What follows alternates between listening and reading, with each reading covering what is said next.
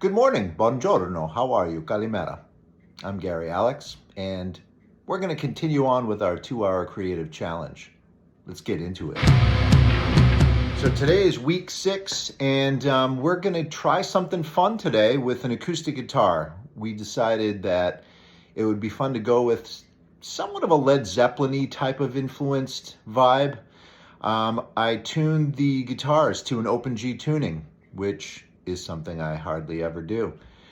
And I spent a little bit of time kind of coming up with some riffs, learning how to play with an open G tuning.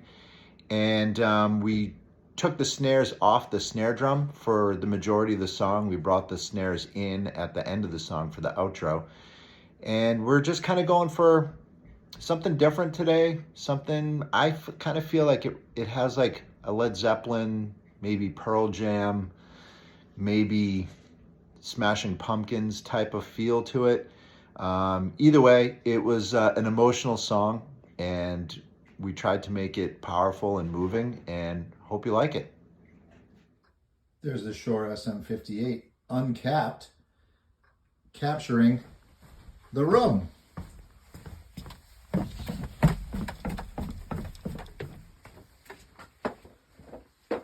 Buongiorno! Good morning, how are you, Kalimera? We're back at it. Another 2-hour creative challenge. We're going with a similar setup as last week. We're going to try pulling the Beta 52A out of the kick drum and giving it a little bit of distance. And that is going into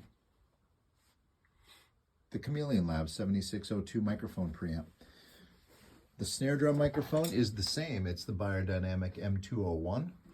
The side snare mic is the SM7B. We're going with the AKG 414s on the tom, and the CAD M179 on the floor.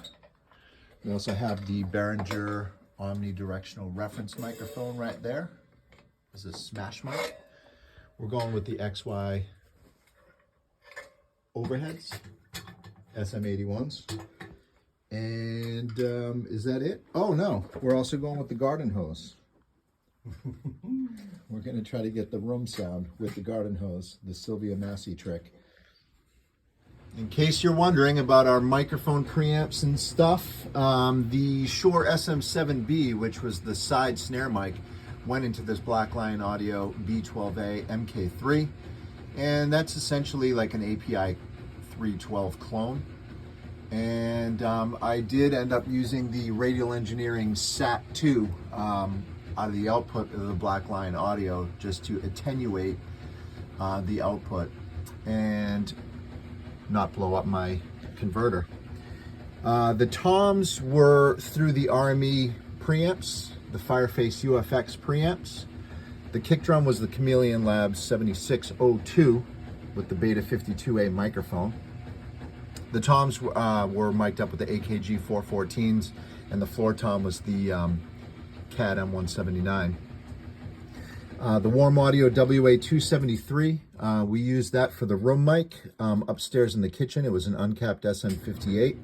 And then the other channel was used for the smash mic, which was the Behringer omnidirectional reference microphone above the kick drum. That also went into the Warm Audio WA76. This time we went with a 4-to-1 ratio, and I would say it was about 3 dBs of compression, nothing crazy. The hi-hat mic was through the Focusrite ISA with all the high-end rolled off. Snare drum was through this Neve W1073 SPX. A little bit of EQ on it, rolled off some 700, boosted 220, and gave it a touch of high end. And then the overheads were the SM81s, and that was in a XY pattern through the API. And that was, so this week's 2-hour creative challenge, again, it forces us to work quickly. We have to write and record a song from scratch in 2 hours.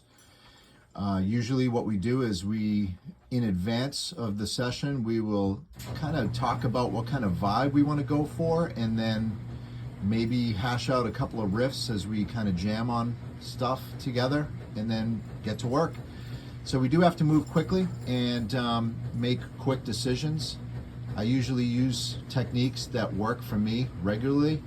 For example, this is an AKG 414, and I used it to record the acoustic guitars, and that was plugged into an API A2D preamp, which sounds like butter.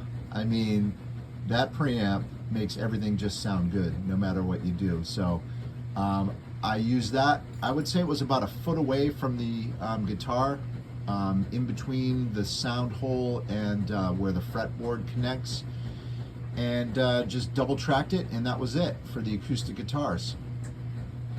The electric guitar was recorded with the Guild T100 hollow body guitar, and it was plugged into the Empress Effects Heavy Menace distortion pedal. I had it on the lightest setting because there's 3 modes of distortion, so I went with the lightest, and as you can see, the distortion is at about 3, so not a ton of distortion, just more dirt than anything. Plugged it into this Fender Tremolux and mic'd it up with the Shure SM57 and went into the API preamp.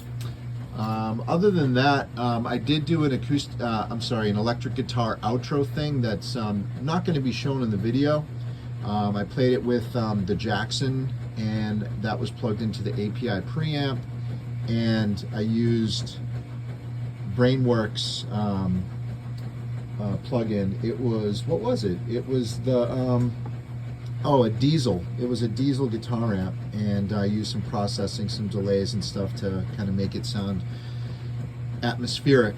And also, there was a tambourine track that my brother did at the during the song too. That's not going to be shown in the video, but it's there. So as we were recording the song and kind of putting it together, and I think we finished it in just about 2 hours with all the tracking.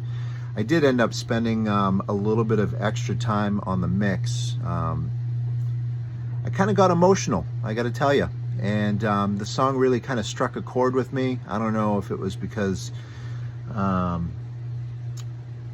don't know. I don't really know why, but it made me think of my family and my kids and getting older, and I found an old voicemail message that my son left me when he was about 4 years old, and I decided that would be kind of a cool thing to throw in the intro of the song leading into the actual song.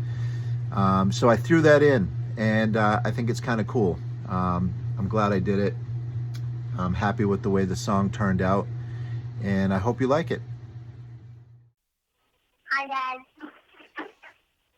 Dad, hi. Hi, Dad. Oh, honey, he can't hear you. Why? You need to hold it up like this? Dad. Oh. That's why. Thanks, that's all. Dad. I couldn't heal him. I love you, bye. Love you, bye. I wanted to